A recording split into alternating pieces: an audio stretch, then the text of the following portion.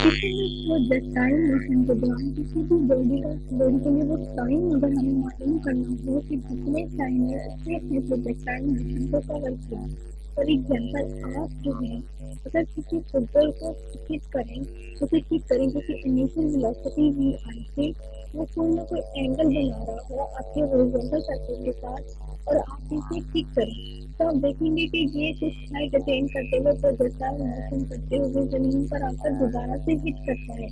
तो इसे अपना प्रोजेक्टाइल पास कर कवर करने के लिए और वापस जमीन पर आकर हिट करने में जितना टाइम लगा है यानी कि इसमें इस ट्रैवल के दौरान जितना भी टाइम कंज्यूम किया है जितना भी वक्त लगा है वो वक्त अगर हमें मालूम करना हो यानी प्रोजेक्टाइल मोशन के लिए एक और इम्पोर्टेंट चीज होती है टाइम। टाइम को मालूम करना भी हमारे लिए बहुत जरूरी है। वेलोसिटी के बारे में मालूम करना हमने सीख लिया। इसके अलावा हम लोगों ने मैक्सिमम हाइट निकालना भी सीख ली। तो हमें टाइम के बारे में तो पता होना चाहिए कि आपको कितना टाइम लगता है किसी प्रोजेक्टाइल मोशन को कवर होने में या उसे कंप्लीट होने में कितना वक्त और काम होता है। अगर वक्त को मालूम करना हो और हमारे पास वेलोसिटी भी गिवन हो और हमें एक्सेलरेशन के बारे में भी नॉलेज हो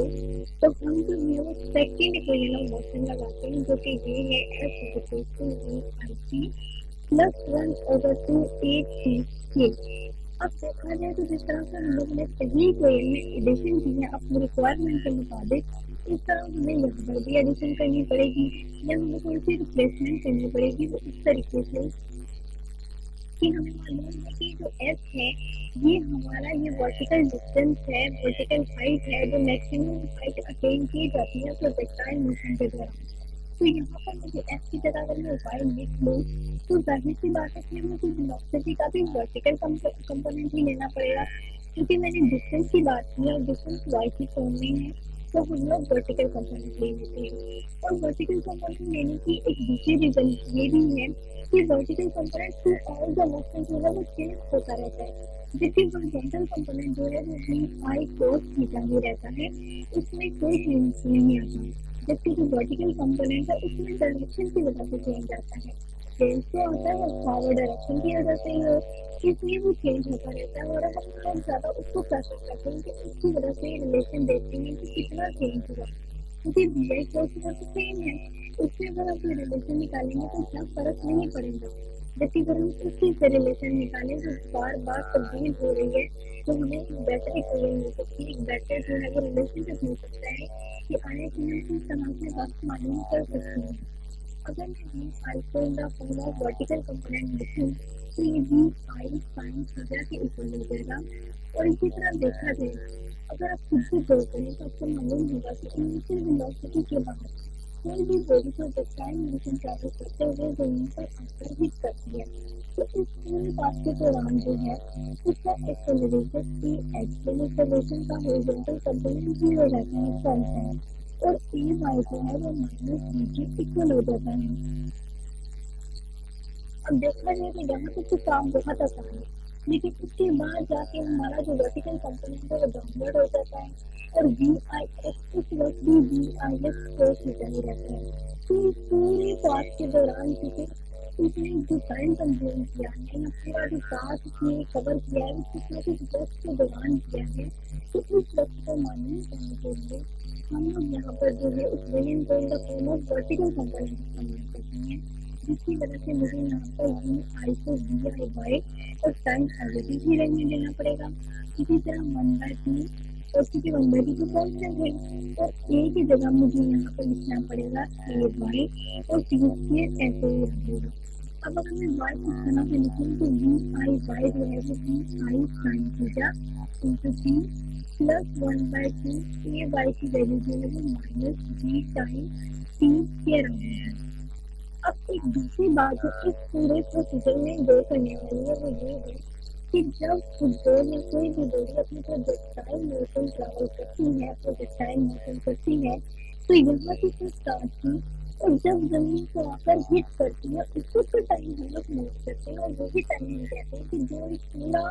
कर्व कंप्लीट होने का टाइम होता है वो प्रोजेक्टाइल मोशन के लिए टाइम है। तो आप देखते हैं कि यहाँ से एक मोशन शुरू होकर यहाँ पर आई है, तो इस पॉइंट पर आपको जब एंड हो गया उस वक्त उसका वर्टिकल डिस्टेंस जो है वो 0 हो गया, क्योंकि उसने हिट कर लिया। इस पॉइंट पर आकर यहाँ पे देखते हैं कि वर्टिकल डिस्टेंस बहुत ही कम है और आइंदा यहाँ दूसरा समझ आ रहा है, और इस पॉइंट पर आकर मैक्सिमम इंटरफेरेंस के बाद ये कम होता होता जमीन पर आकर हिट करता है। तो जब बिल्कुल ही y जो है वो 0 हो जाता है उस वक्त का टाइम हम जो है वो नोट करते हैं। तो अगर मैं ये कहूँ कि अब जो y कंपोनेंट है वो हमारा 0 हो गया, तो इस तरह से मेरे पास जो रिलेशनशिप आया वो कुछ इस तरह से बन गया कि यहाँ पर y था, उसके बाद हमारे पास जो था vi sin थीटा, देन हमारे पास माइनस हो गया था यहाँ पर 2g t square 1/2g t square, इस तरह से हमारे पास रिलेशनशिप था। अब y चूंकि 0 हो गया है, यहाँ पर vi